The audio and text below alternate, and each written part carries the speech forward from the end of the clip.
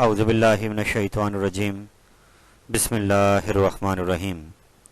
First year mathematics के students को खुश आमदीद। मेरे बेटे, आज मैं आपके सामने चैप्टर नंबर 7 जो आपकी बुक का है उसका एक टॉपिक कॉम्बिनेशन समझाऊंगा और मैं इसकी जो भी सवालात कॉम्बिनेशन के हैं उनका सलूशन आपके सामने पेश करूंगा। और मैंने सवालात पास पेपर से सेलेक्ट करे हैं और उम्मीद करूंगा कि ये वीडियो आपके लिए आपके अपकमिंग बोर्ड एग्ज़ाम में बहुत कारआमद साबित होगी। तो आइए आगाज़ करते हैं कॉम्बिनेशन के सवालात का। बेटा, ये आपके सामने एक फार्मूला लिखा हुआ है NCR। ये कॉम्बिनेशन का फार्मूला है जिसमें N जो है वो टोटल ऑब्जेक्ट्स जो भी आपको दिए गए होंगे और R जो है जो आप उसमें से सेलेक्ट करना चाहते हैं, ये R उसकी क्वांटिटी है। तो R ज़्यादातर तो N से कम ही रहेगा, मगर ये N के इक्वल भी हो सकता है, ये कभी भी N से ग्रेटर नहीं होगा। तो ये फार्मूला है फैक्टोरियल। फैक्टोरियल का सिंबल आपके सामने है। उम्मीद करूँगा फैक्टोरियल काफ़ी हद तक आपको आता होगा कि ये जिस नंबर के साथ भी लगा होगा वो नंबर 1 तक जाएगा और फिर सारे नंबर आपस में उनके मल्टीप्लाई हो जाएंगे। तो ये फैक्टोरियल N के साथ लगा हुआ है, नीचे N-R के साथ भी लगा हुआ है और R के साथ आगे भी लगा हुआ है। तो अब एक बात मैं आपको कॉम्बिनेशन के हवाले से बताऊं कि बेटा, ये परमुटेशन जो इससे पहले हमने वीडियो अपलोड करी थी उसमें अरेंजमेंट की बात हो रही थी। मैं अपने अल्फाज फिर दोहराऊंगा। परमुटेशन में हम किसी भी इवेंट को जब परफॉर्म कर रहे थे तो वहाँ पे ऑर्डर को मैटर कर रहे थे कि अरेंजमेंट अगर उसमें चेंज होगी तो वो एक नया परमुटेशन बन जाएगा या उसका वे बन जाएगा। यानी वहाँ पर ऑर्डर मैटर कर रहा था, सिचुएशन प्लेसमेंट मैटर कर रही थी। लेकिन कॉम्बिनेशन के अंदर मेरे बेटा यहाँ पर सिंपल एक सिलेक्शन आप ध्यान में रखें कि कॉम्बिनेशन में हम सिलेक्ट करेंगे कि हमें ऑब्जेक्ट दिए होंगे और जो हम चाहते होंगे वाला ऑब्जेक्ट उनमें सेलेक्ट किया जाएगा और सेलेक्ट होने के बाद वो कहाँ रखे जाते हैं उनका ऑर्डर जो है यहाँ पर मायने नहीं करेगा।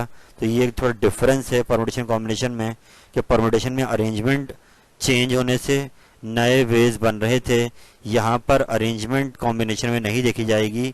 बस सेलेक्ट कर लिया जाए और उसके बाद उसको कहाँ रखा जाए, रखना मैटर नहीं है, सेलेक्ट करना मैटर है। तो आइए इनके सवालात का स्टार्ट लेते हैं हम लोग। तो बेटा, ये पहला क्वेश्चन आपके सामने आया है, ये पास पेपर में आ चुका है।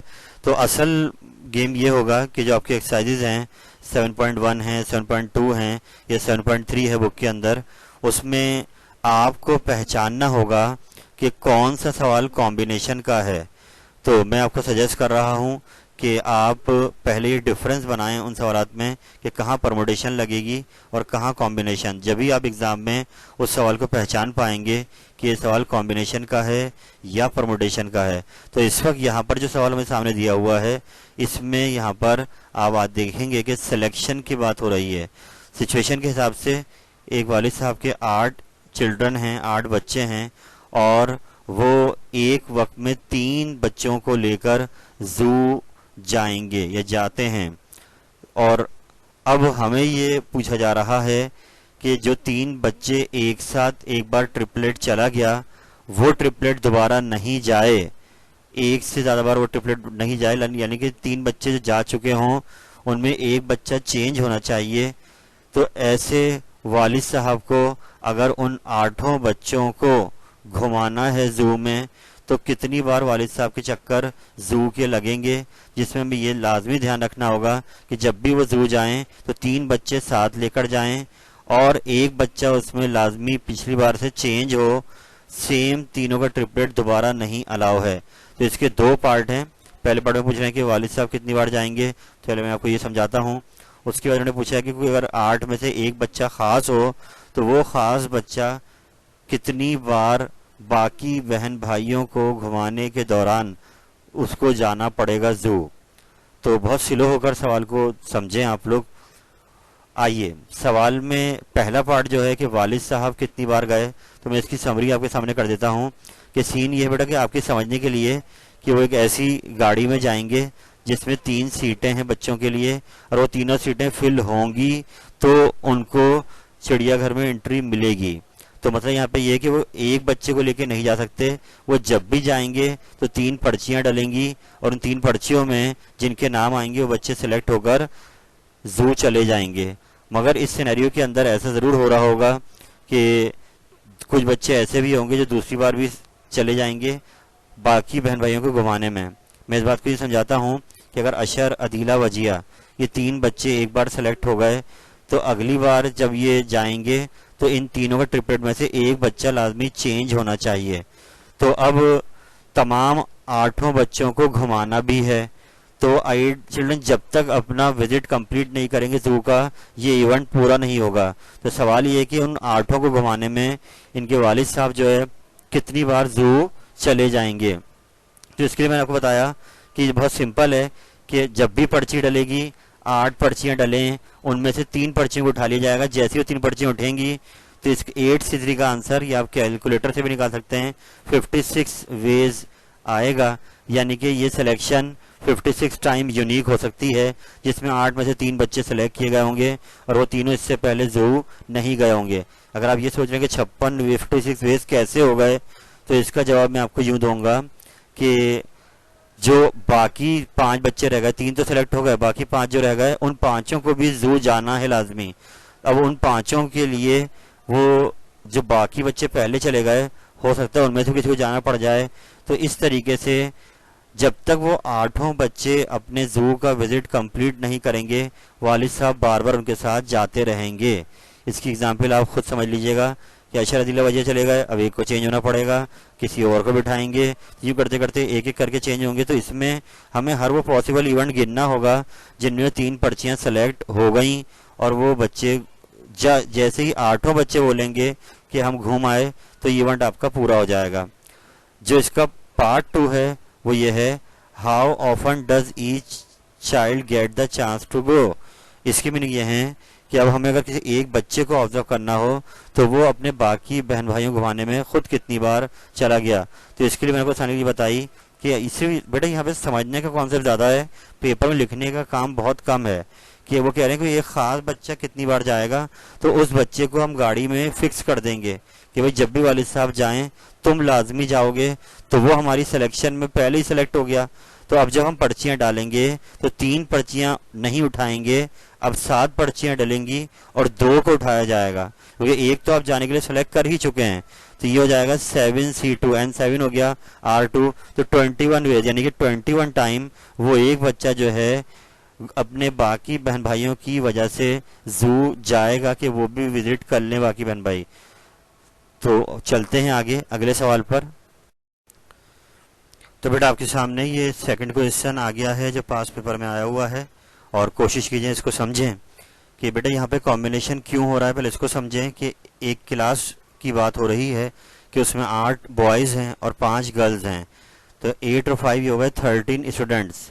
उनमें से 2 CR यानी क्लास रिप्रेजेंटेटिव जिसको आप मॉनिटर भी कह सकते हैं, 13 में से 2 CR सेलेक्ट करने हैं।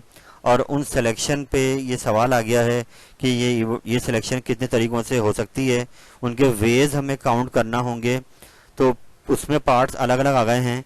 पहला पार्ट जो आया वो ये आया है कि अगर वो दोनों CR सब में से लिए जा रहे हो, both are chosen from all, इसकी मीनिंग ये है कि जो 2 CR आपके आए वो लड़के भी हो सकते हैं, वो 2 लड़कियां भी हो सकती हैं, एक लड़का एक लड़की भी हो सकती है। यानी कोई बाइंडिंग नहीं है, कोई रिस्ट्रिक्शन नहीं है कि आप वो 2 CR किन को लें। तो कोई भी बच्चा 2 13 में से आ सकता है। तो यहाँ पे हमने 13 पर्चियाँ डाली और 2 पर्चियाँ उनमें से उठानी है, और ये 78 तरीक़ों से इवेंट परफॉर्म हो सकता है। तो 78 वेज हो गए इस इवेंट को करने के, यानी 78 सिलेक्शन पॉसिबल हैं, इस डिफरेंट सिलेक्शन जिससे पहले नहीं आई होंगी इन इवेंट को परफॉर्म करने की। अब सेकंड पार्ट पर आते हैं, वहाँ पर रिस्ट्रिक्शन आ गई है कि अब वो जो आप 2 CR सेलेक्ट करेंगे उसमें से लाजमी एक CR लड़का हो और दूसरा CR लड़की हो। तो इसमें हमें ख्याल रखना पड़ेगा कि हम 13 पर्चियाँ एक साथ नहीं फेंकेंगे, कि यहाँ पर लड़के लड़कियों को मिक्स नहीं करना, बल्कि हम यहाँ ये काम करेंगे कि हम 8 लड़कों की पर्चियाँ अलग डालेंगे और 5 लड़कियों की पर्चियाँ अलग डालेंगे, क्योंकि हमें जो सिचुएशन सवाल में दी गई है उसके हिसाब से हमें एक CR लड़का लाजमी लेना है। तो हमने एक पर्ची लड़कों में से उठानी है, और क्योंकि अभी इवेंट कंप्लीट नहीं हुआ, याद रखें जैसे परमुटेशन में जब तक इवेंट कंप्लीट नहीं हुआ था तो मल्टीप्लाई का साइन लगाया जा रहा था, तो सेम हेयर मल्टीप्लाई का साइन लगा दिया। कॉम्बिनेशन में भी जब तक इवेंट पूरा नहीं होगा, कि इवेंट जब तक पूरा नहीं होगा जब तक 2 CR सेलेक्ट ना हो जाएं। तो अब यहाँ पर लड़कियाँ 5 हैं, उनमें से भी एक उठाएंगे, तो ये 8C1 8 है, 5C1 5 आएगा, मल्टीप्लाई करें तो 40 वेज यानी 40 सिलेक्शन होंगी जिनमें एक एक का पेयर बना होगा CR का, एक लड़का और एक लड़की।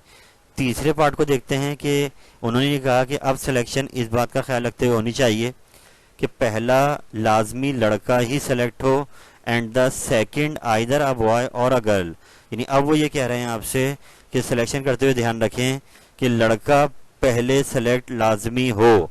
तो हम यहाँ पर जो 8 लड़के हैं पहले उनकी पर्चियाँ अलग बनाएंगे और उनमें से एक CR सेलेक्ट कर लेंगे, यानी 8 लड़कों में से एक CR सेलेक्ट हो गया।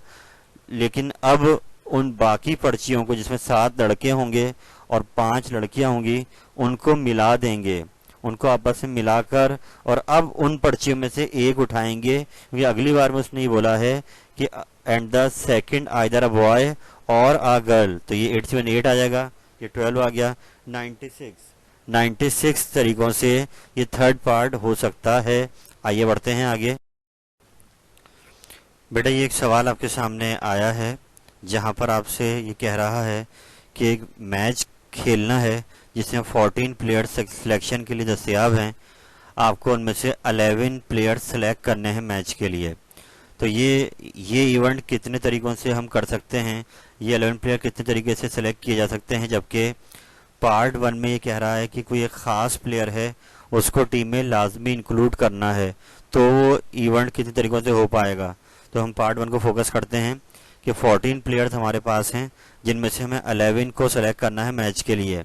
तो अब अगर वो एक ख़ास प्लेयर है जिसको हमें इंक्लूड लाजमी करना है टीम में, तो फिर हम ये काम करेंगे कि उसको पहले ही सेलेक्ट कर लेंगे कि वो फिक्स हो गया है सिलेक्शन के लिए, और अब जो आपके पास बच्चे रह जाएंगे वो रह जाएंगे 13, क्योंकि आपने एक को तो सिलेक्ट कर ही लिया, और अब सेलेक्ट आप 11 नहीं करेंगे बल्कि आप 10 सेलेक्ट करेंगे।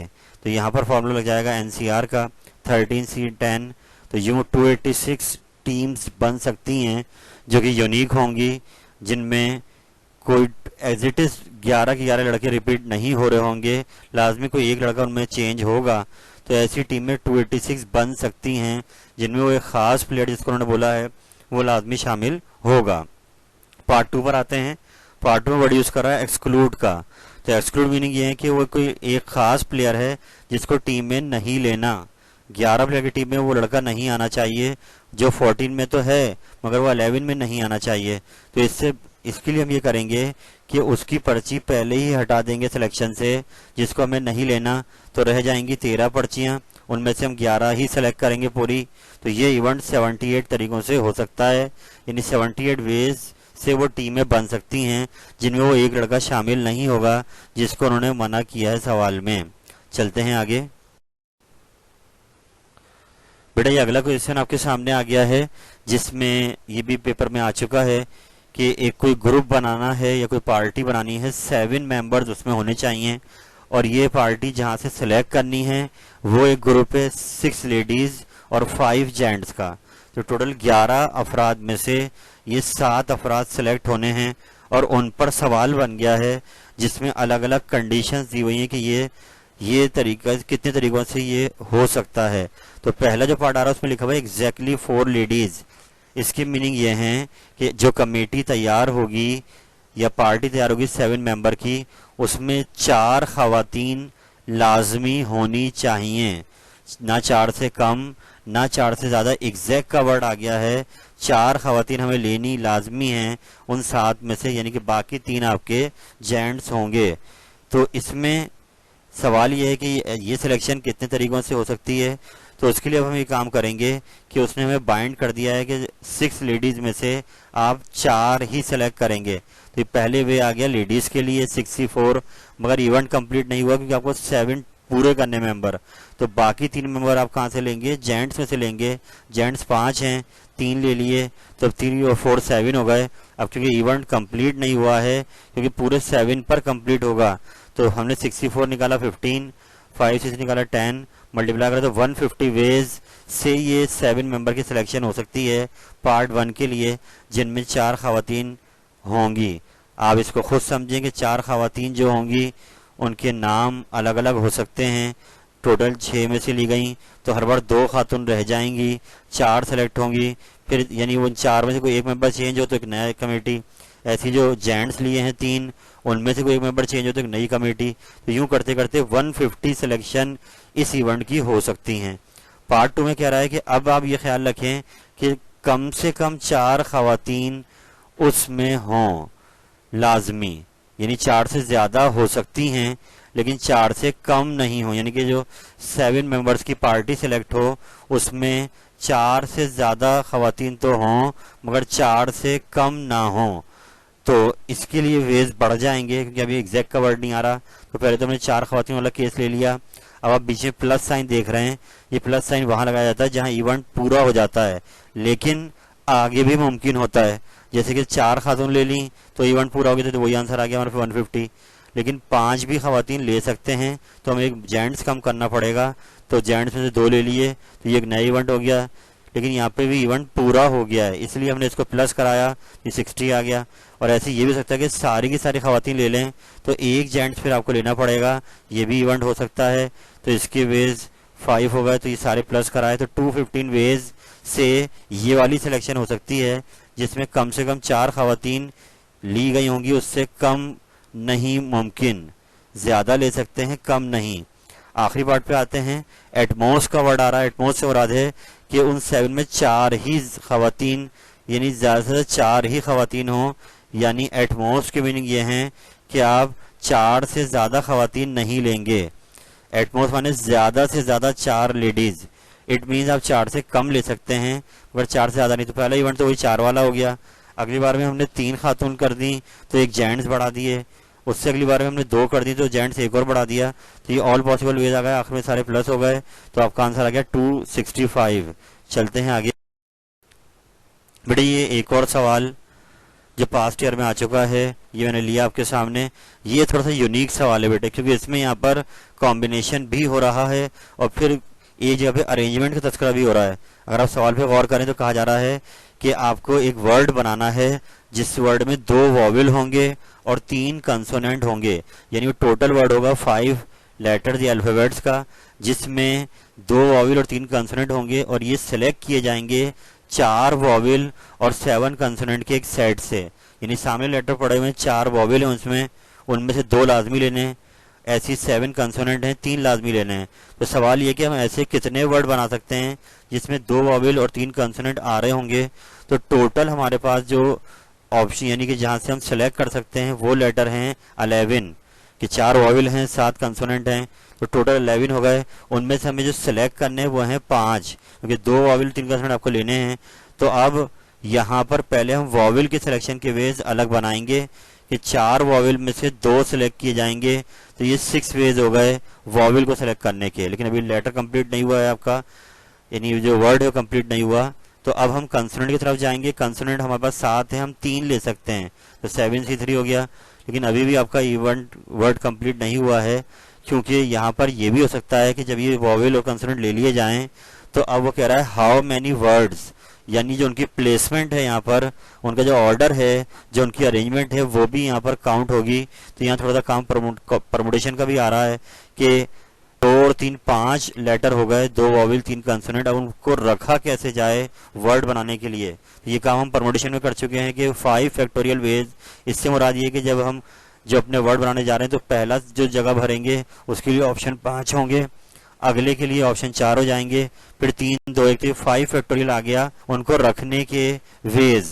और अब क्योंकि इवेंट अब तक पूरा नहीं हुआ तो आखिर में इन तीनों को मल्टीप्लाई किया जाएगा, तो ये आ गया टोटल पॉसिबल जो वर्ड है वो उनकी तादाद बन सकती है, ये आपके सामने है। तो बेटा मैंने आपके सामने कॉम्बिनेशन के कुछ सवालात रखे और आपको एक आइडिया दिया, क्योंकि इस साल कोविड की वजह से 2 ही टॉपिक लिए गए हैं, परमुटेशन कॉम्बिनेशन। तो ये एमसीक्यू में भी आ सकती हैं चीज़ें और क्वेश्चन भी आ सकता है। और मैं उम्मीद करूँगा कॉम्बिनेशन में जो सिलेक्शन हो रही है वो आप अच्छी तरह से समझेंगे और इसको बार बार दोहराएंगे। अल्लाह ताला आपका हम नासिर हो। फ़ी अमानिल्लाह।